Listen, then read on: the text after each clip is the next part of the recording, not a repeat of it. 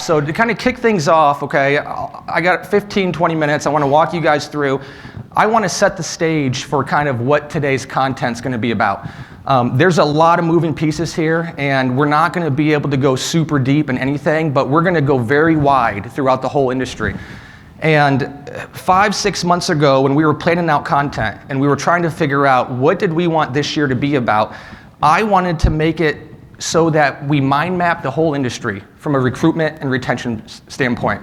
And when I started to kind of mind map the industry, I realized that getting ahead in today's recruiting climate is more than just paying for leads.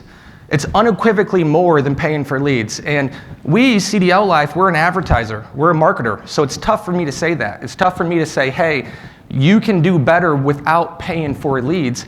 And what we wanted to do is, if you guys saw the summit, you saw the presentation, all the collateral leading up, we put this funnel together, this trucker's timeline. I also referred to it as the driver's life cycle. And we put this together, and when you kind of mind map the industry and you go through, you can kind of think of the industry through the terms of how a driver experiences your company. And it starts with the awareness phase, and then goes to the conversion phase, and then the commitment phase, and then onboarding, and then retention. And there's all these touch points that the driver has throughout that life cycle. And we operate in an industry that has huge turnover. And the truth of the matter is that these drivers, they experience your life cycle in a very short amount of time. I mean, most carriers I talk to, they say their turnover happens, the majority, in the first 90 days. And so imagine all the touch points that a driver has with your company, with your staff, with your people, with your processes, with your workflow. And so there are tremendous opportunities to think about how you drive efficiency for your company. And it's not just about leads, it's about all of it. So today, what we have is I have this thought process that if you fail to pay attention to all the touch points, you're going to fail to successfully recruit. Now, I didn't say that you can't recruit. I'm saying you're not going to be able to recruit successfully. You can be a bad recruiter, a bad company, bad processes, spend a lot of money, you can still recruit. To do it successfully, you got to pay attention to all the touch points, and that's what today's content is about. Because one slip up, what you're going to find here is that one slip up in the process, you're going to have a leak, okay? You're going to have runaway problems that if you don't understand the data, you don't understand the funnel, and you don't understand the downstream effects, it's going to end up hurting you. And so to illustrate this, we put this video together that I want to play. Sit back, enjoy this. It's about a 6.5-minute video. I want you guys to see this video and understand kind of what we're talking about within the entire funnel of the life cycle. Hey, so I've been working for my company for a couple years, and I've been thinking about making a switch. Just wondering, what can you tell me about your company? Yeah, man, I've been driving for 20 years or so, and Pittsburgh's the best company I've ever worked for, man. They may not be perfect for everybody, but they're perfect for me. Okay, so how could I get a hold of them? You got like a phone number or a website or anything I can get a hold of them? No, but you can find them on the interwebs. Okay, will do. Thanks. All right. Yeah, good luck, man.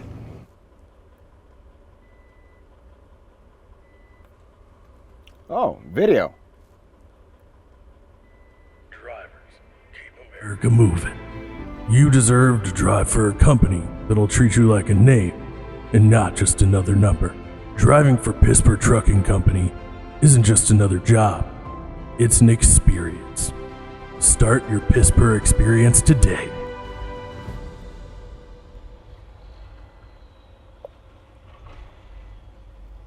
Okay. The heck? I guess I'll call them.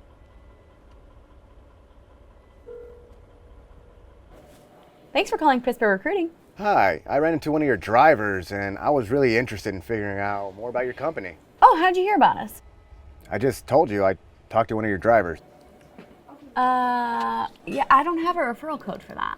Anyways, can you tell me a little bit more about your company? Oh, sure. So we are 100% no-touch freight, 100% drop and hook. You're going to earn 35 cents per mile. You'll be home every weekend, and we have great equipment. And currently, we are offering a $5,000 sign-on bonus. The website said 95 cents a mile and a $10,000 sign-on bonus. Yeah, that's what I said. I think my mic must have been cutting out. But anyways, if you'd like to just go to pittsburghtrucking.co, you can apply there. I tried to apply there, and the link doesn't work. Oh no, well, let me email you a full one. But check your spam folder. Okay, I'll have it to you by the end of the day. Great, I'll get on it as soon as it comes. Have a Pisper day. You too? Okay, bye-bye now. Hawaii, here I come. See you guys in 2 weeks.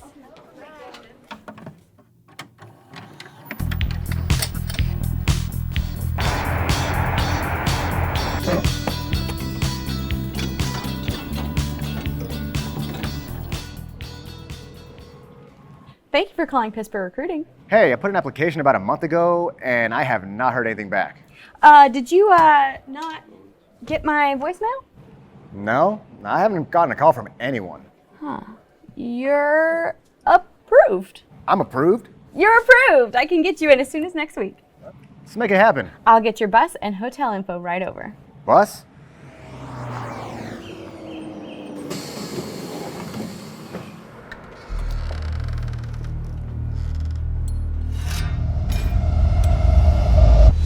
Could be worse.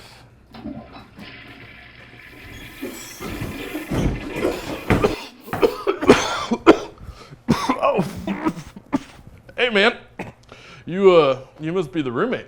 Sorry about the smell. That truck stop pizza just doesn't quite do what it used to.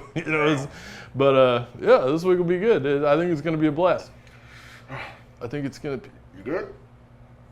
I think it's gonna be a blast.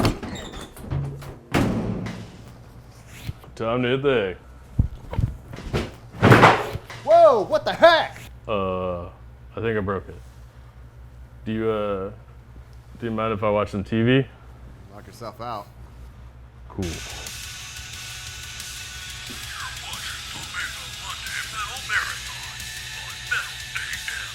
Hell yeah. Are you gonna eat that?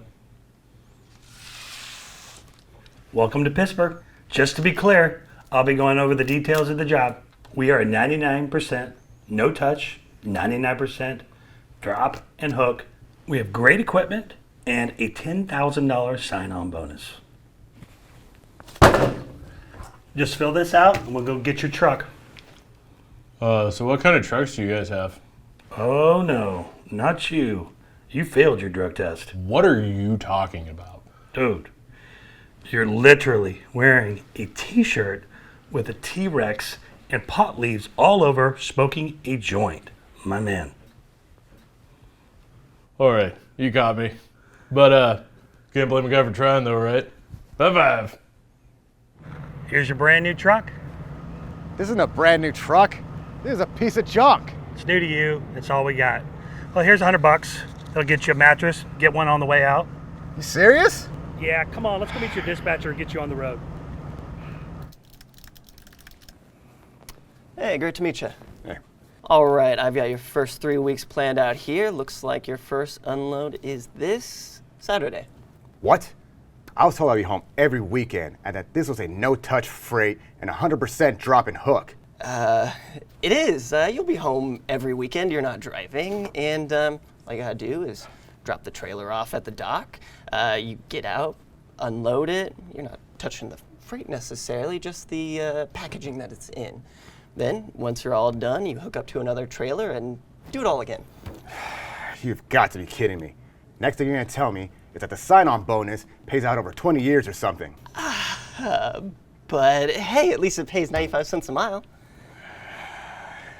After your safety fuel on-time bonuses kick in after 90 days. How the hell is anyone supposed to make any money working for you guys? I mean, honestly, most of our drivers make the money off the $3,000 referral bonus. Pittsburgh's the best company I work for. It may not be for everybody. It's been perfect for me. Thanks, man. Thanks for the info. Good luck. Start your Pittsburgh experience today. I died the first time I saw that. Good work, Paul, Josh. Take a bow. You guys did great.